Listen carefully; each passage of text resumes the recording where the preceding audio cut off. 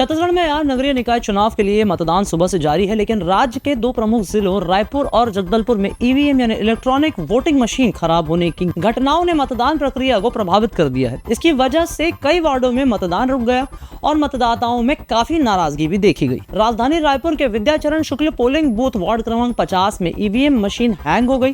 इसकी वजह से मतदाताओं को लंबे समय तक इंतजार करना पड़ रहा था। कुछ मतदाताओं ने बताया कि वे पिछले आधे से 1 घंटे तक मतदान करने के लिए कतार में खड़े रहे, लेकिन काफी लंबे समय तक उन्हें वोट डालने का मौका ही नहीं मिला। इसी तरह महाराणा प्रताप वार्ड में भी ईवीएम में समस्या आने के कारण मतदान रोक दिया गया था। और क्या हुए हैं बवाल, करते सभी जानकारी आपसे साझा। नाम हमारा आशीष गुप्ता, आप देखना शुरू कर चुके हैं INS 24/7 डिजिटल। जगदलपुर में भी हालात बेहतर नहीं है। यहाँ के 3 वार्डों में ईवीएम मशीन खराब हो गई है, जिससे मतदाताओं में काफी नाराजगी देखी जा रही है। रमैया वार्ड क्रमांक 17 और रविंद्रनाथ टैगोर वार्ड क्रमांक 19 में भी ईवीएम खराब होने की खबरें सामने आई। इन बूथों पर मतदाता लंबे समय तक कतार में खड़े रहे और उनकी नाराजगी साफ झलक रही थी।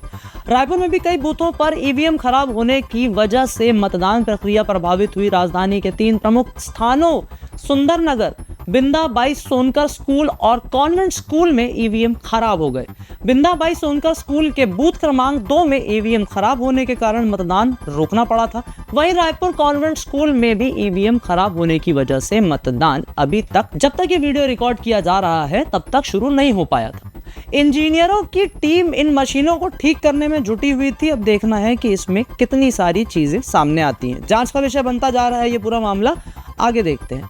इसके अलावा सुंदर लाल शर्मा स्कूल के बूथ क्रमांक 5 और रायपुर के अमलेडी स्थित शासकीय स्कूल में ईवीएम खराब होने की सूचना मिली।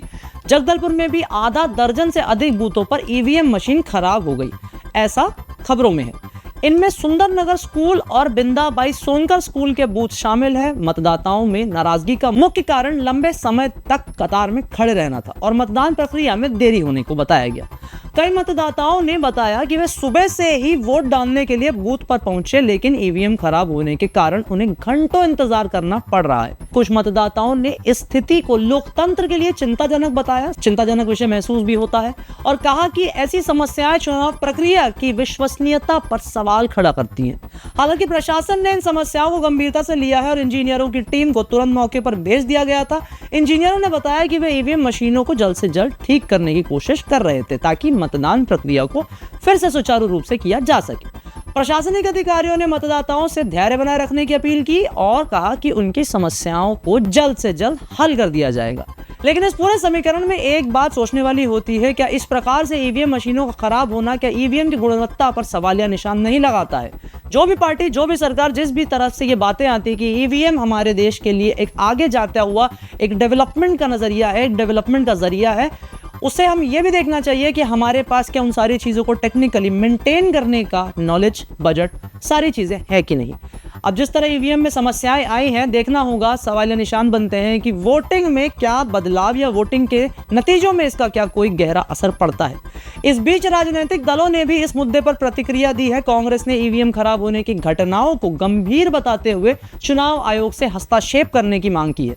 पार्टी के कार्यकर्ताओं ने कहा कि ऐसी समस्याएं मतदाताओं के अधिकारों का हनन करती हैं और चुनाव प्रक्रिया को प्रभावित करती हैं। वहीं भाजपा ने कहा कि प्रशासन को ईवीएम खराब होने की घटनाओं की गहन जांच करनी चाहिए और ऐसी समस्याओं को दोबारा होने से रोकने के लिए कड़े कदम उठाने चाहिए। छत्तीसगढ़ में नगरीय निकाय चुनाव को लेकर काफी उत्साह देखा जा रहा है, लेकिन ईवीएम खराब होने की घटनाओं ने इस उत्साह को थोड़ा ठंडा कर दिया है। लेकिन अब इंतजार है कि इस पूरे चुनाव के बाद जो भी नतीजे आएंगे, उसके बाद किसकी सरकार बनती है, कौन होता है महापौर पद का दावेदार, कौन बैठता है उस कुर्सी पे, कौन से वार्ड में बनता है कौन पार्षद, ये सारी खबरें हम आपके पास लेकर आएंगे। तो ये थे INH डिजिटल 24/7 से अपडेट्स नगर निकाय चुनाव को लेकर। वीडियो अगर आपको पसंद आए तो इसे लाइक करें, शेयर करें, चैनल को फॉलो, सब्सक्राइब करना ना भूलें।